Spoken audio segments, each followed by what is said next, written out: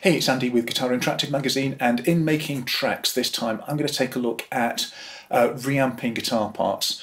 Now, reamping is all about recording a clean DI signal of your guitar, and then it's typically thought of as taking it back out into the real world, putting it through a real amplifier, putting a microphone in front of a speaker and recording the sound of that at some point after the initial recording was made.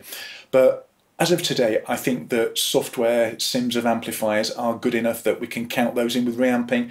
And of course, things like the Kemper Profiler and the Fractal Audio boxes kind of blur the distinction between hardware and software a bit anyway. So, how do you start? Well, first of all, why don't we have a look at why you might want to do it? Couple of reasons. One might be that at the time that you're doing your recording, you're not really sure what sound you want. Now, as guitar players, we're always supposed to be fanatical about our tone. We're supposed to know exactly what we need to do.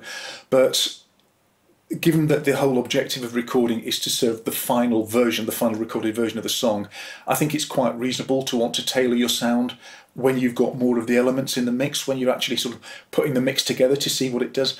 People get very upset about the idea of not committing guitar sounds, but it seems to me that we don't worry too much about adding EQ or compression or reverb or delay once a guitar part's been recorded, so why would we worry about changing the basic kind of grain of the sound with the amplifier?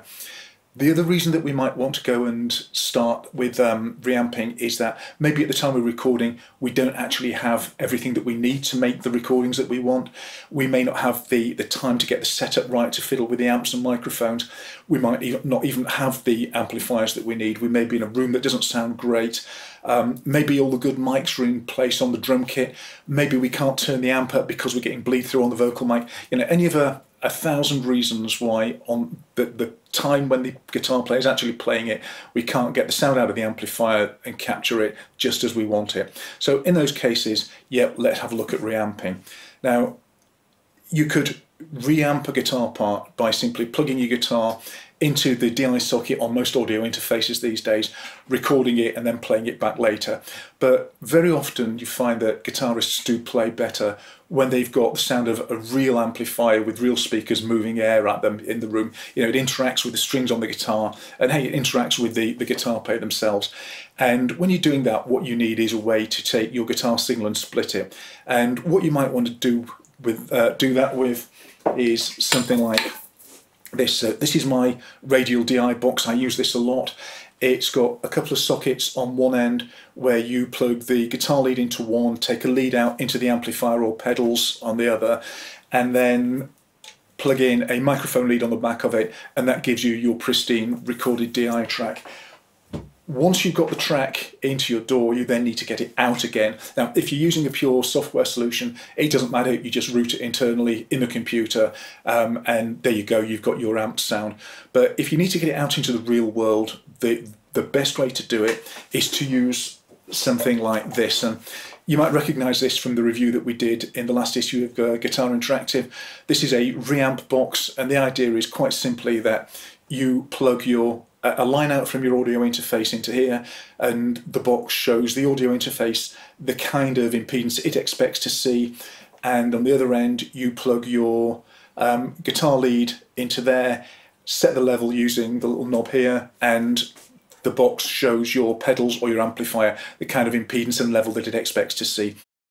Now, if you don't have one of these, it's not the end of the world. You can get by. You can take a signal from a line out on your audio interface.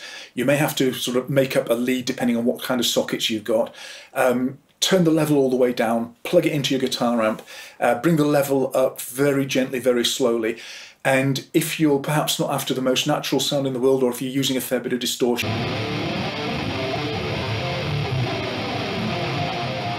you may well find that you'll get away with that.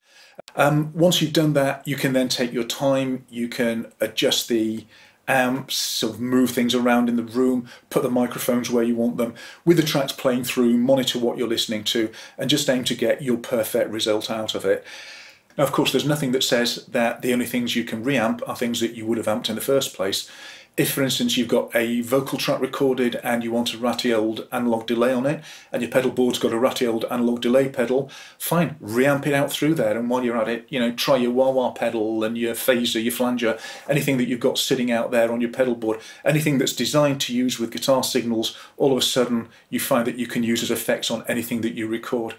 If you want a fantastic, big, heavy snare sound, try sticking it out through a triple rectifier, for instance. Maybe you don't even have the amplifiers that you need. Maybe you don't have the microphones that you need. Maybe you don't have a good sounding room and you want a big, genuine, ambient sort of guitar sound. You can take your tracks and reamp them somewhere else using someone else's gear. If you've got those good things, someone else can reamp them using your gear.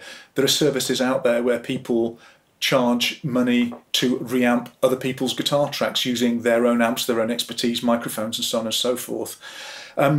Reamping is genuinely one of the few areas where we can fix it in the mix.